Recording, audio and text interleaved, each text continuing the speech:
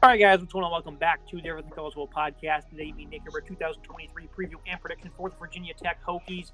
With his coaching staff, Brent Pry back after a 3-8 debut season. He spent 2014 through 2021 at Penn State, mainly as their defensive coordinator. Tyler Bowen, second year on staff. He'll be the offensive coordinator for a second straight stint. First, though, as the quarterback coach as well. Chris Marv, second year in a role as defensive coordinator for the Hokies. Biggest headline, they lost 4 games by 1 score last year. And I think Pry's program's closer than some people might think here in the ACC. Looking at this offense, Nick, it was just flat out abysmal last season, which was certainly unexpected. I thought Grant Wells coming over from Marshall would certainly have a bigger impact than he ended up having. He really struggled. He was not good. He was an efficient, effective passer in the past, though. He's had a big turnover problem, 31 picks in 34 games, did add 6 scores on the ground this season, picked up dual threat Kyron Drones to back him up, so potentially he can get on the field there. Lost 8 players in the portal, added 5, and amongst those, there's a nice trio here. You look at what they have in the wide receiver, Nick. This is certainly a big issue for them coming into last season, his lack of talent and depth at the receiving position. Ali Jennings, though, Old Dominion transfer, great downfield playmaking, great burst and speed. Good intermediate route runner, 6'2", 196. Good contested catch guy who's got good effort, which also translates over to blocking. And then Jalen Lane, such a veteran you could lean on in the short area with strong hands. He has nice catches to move the sticks. He can play the X or the Y at 5'10", 180. I think the addition of these two players, Nick, I watched these guys play last year. They're big-time players for their respective Group of 5 programs. I think they're going to be highly impactful this year. Brent Pry knows that best. Ali Jennings had 120-plus yards in his debut against Old Dominion in what was an upset loss. Yeah, Ali Jennings and Jalen Lane are fantastic wide receivers to add to this team. I think they're very good pieces. Jennings, 6'2", 196, very solid. Lane is a veteran that you can move in different sort of areas and play. He has good size, in my opinion, at 5'10", 180 for that kind of slot transition role, potentially playing in the X and Y as well. I think it's a very flexible player to have. And it complements a decent unit that has some nice talented pieces and also returns some players like DeJuan Lofton, who's a solid piece, as well as Steven Gosnell, who's another solid piece to return. Both those guys had a couple of catches here and there, 254 yards for Lofton, and Gosnell had 134 yards. Lofton also had 2 scores. I think it complements a good unit on paper that has some solid pieces to add in there. DeQuan Felton arrives from Norfolk, 6'5", 207, some nice size there. 66 receptions over the past 2 seasons. Great work in the portal. Overall, the boost, that starting trio. Dwayne Lofton, like you alluded to, third leading pass catcher. Some solid experience here for this receiving core all of a sudden. Tucker Holloway, rising sophomore as well. Solid group here.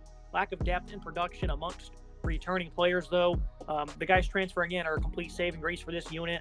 Another one of the transfers they had, I just read 3 from receiver. The 4th one they had to Brayshaw Tutton from North Carolina A&T. He was a big-time running player, sprung plenty of explosive plays on the ground. He can make an impact in the receiving game also. I think they're expecting him to arrive and immediately do some things for this running game. It was not good last year. Malachi Thomas in the middle of 2021 showcased his potential. Only 3 games last season, but an adequate duo here in the backfield. 113th, Nick, when running the ball last season, 103rd through the air, 119th in total yards. They were just not good one bit. There's a lot more talent to work with here. I could see them being double as better, not in terms of points per game, but I just think in terms of efficiency and overall handle of this offense can be a lot better.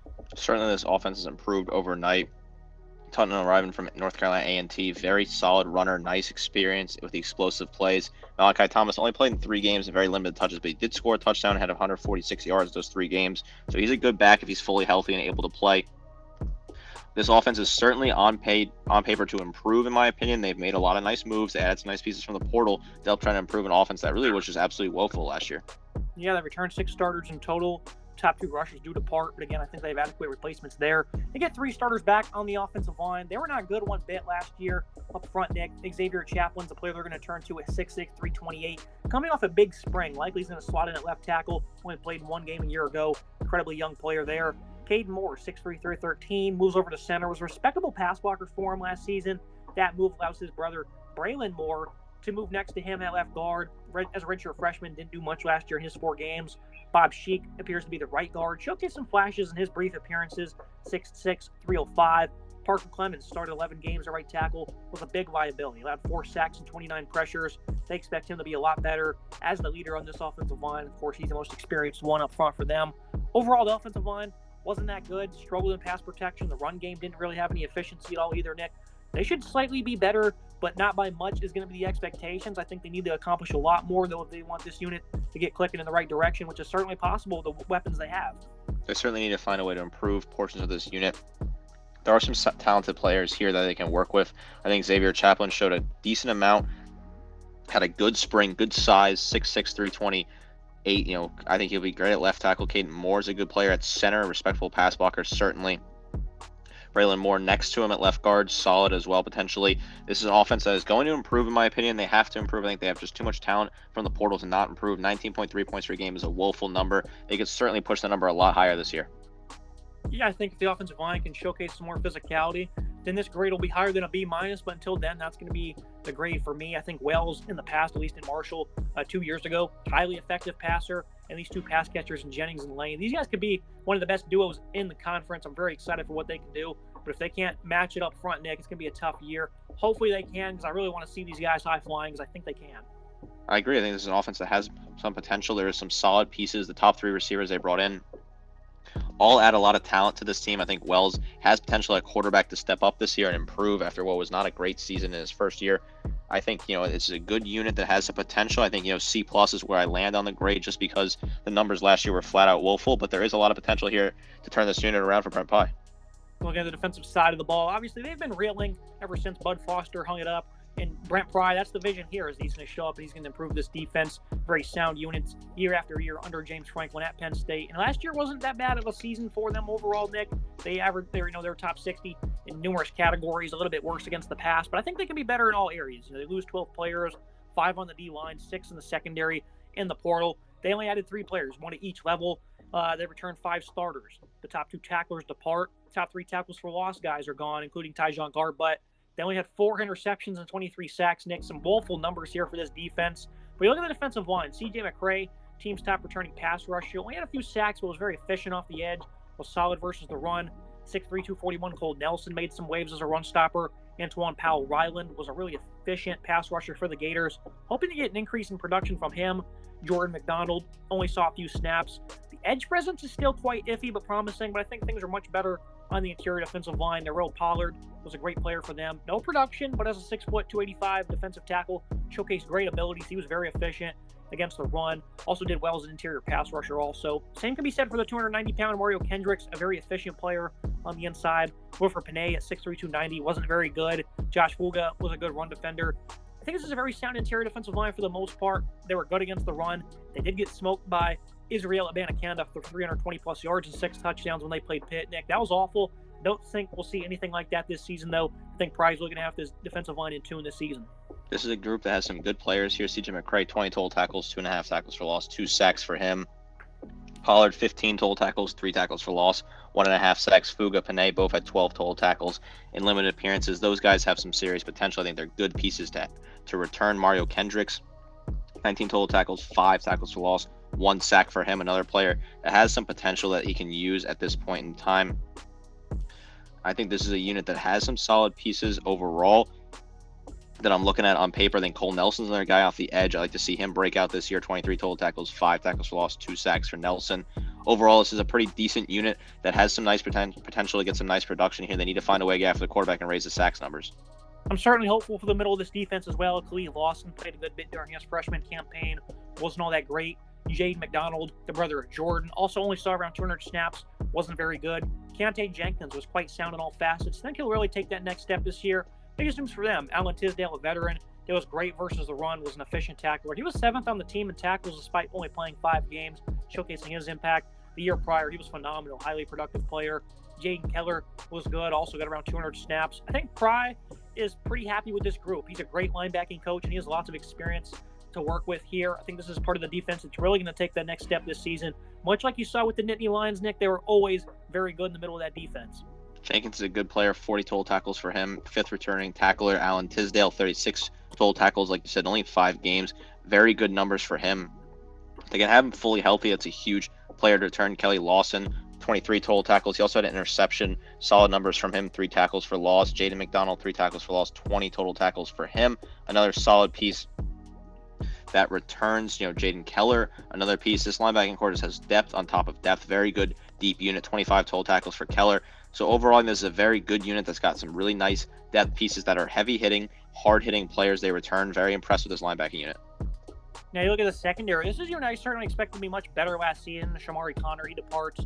Certainly going to be impactful. But for the most part, they return some good players. Dorian Strong, he's an instinctive corner. He's a fluid mover with some solid length. Has speed to match wide receivers downfield. Possesses good ball skills. He was missed for the rest of the season after he only played in 4 games, but he did well in coverage and was great versus the run in those limited appearances before an injury. Mansour Delane was the team's best defender as a freshman last season. Nick, he was great in coverage, an elite tackler. He did it all in his 7 games. They had Derek Canteen from Georgia Southern. He was great for the Eagles. He had 6 interceptions his freshman season in 2020, missed 21, but he had 11 pass breakups this past season.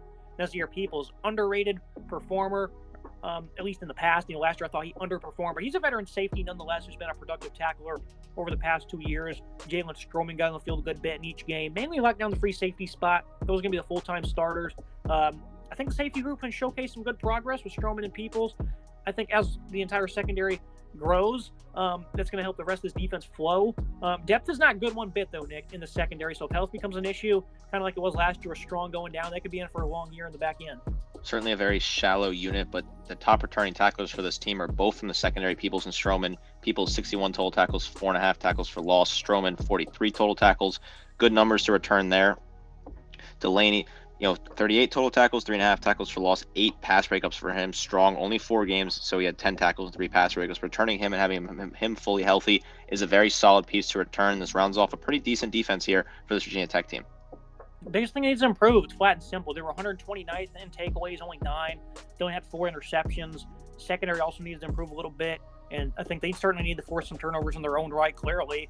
And I think that's certainly going to happen, Nick, because defenses, especially under Brent Pry, are not going to be this bad at not getting takeaways for very long. So I certainly think you're going to see a big increase in that area this year. You're going to see a lot more fumbles, a lot more picks by this secondary. I'm going to give this unit a B+. I think that the talent is here for Pry to certainly execute. They weren't even all that bad this past season. Obviously, the Pitt game was terrible. Very abysmal look for this program. 25 points per game, 370 yards in your debut season. Obviously, the schedule wasn't exactly the toughest, but I think they're still going to showcase major improvements this year that a lot of people in college football won't be expecting. I think this is a unit that can certainly improve. They're a very talented unit on paper. They weren't a bad defense at all last year. Turnovers were certainly a problem. But, we look at the stats, 24.7 points per game is not a bad number. In the 50s in yards per game, 43rd in rush yards per game, and then 84th in pass yards per game. Certainly the secondary could use a little bit of improvement in that pass yards per game. But I think this is a good unit that's well-rounded overall and has a lot of talented pieces. Look at the schedule preview and prediction. This Virginia Tech team is an interesting one. They made some real underrated additions on offense in the portal. Wells needs to get help from his offensive line, though, and they'll need to protect the ball more. He will, because obviously he has a big interception problem. Defense is a high upside unit. They'll showcase great improvements. Defensive line's deep on the interior. Pass rush should get home a little bit more often. Middle has experience. I think Pry's certainly going to love to have this upcoming season. In the secondary is some real talented ball players. This schedule is so many very favorable matchups, Nick, for this football team. Plus money on over 5.5. I'm way off here according to Vegas, Nick. Is it justified?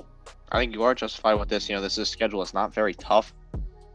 The out-of-conference is interesting, but I wouldn't call it tough. Purdue, a team that's transitioning under a first-year head coach and losing a lot of talent.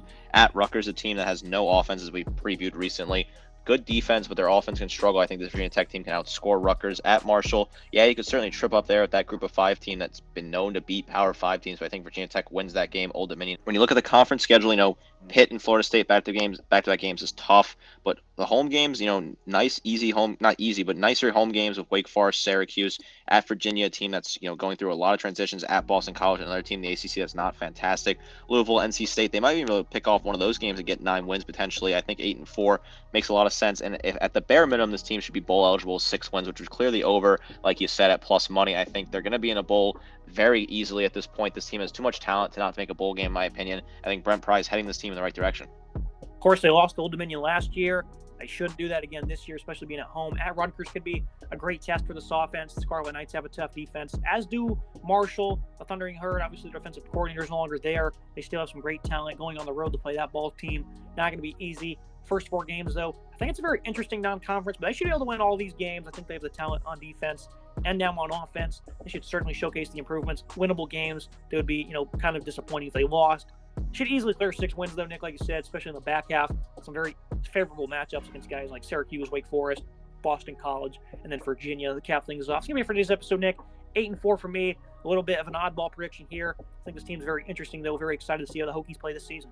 It is very interesting, certainly for this team. There's a lot of talent on this team. I think Brent Pry is heading this team in the right direction. I think they should clear that over very easily. Schedule's pretty favorable in that regard. I like this team on paper. There's a lot of talent here that people are sleeping on this team, certainly. Make sure you guys like, comment, subscribe. See you next time.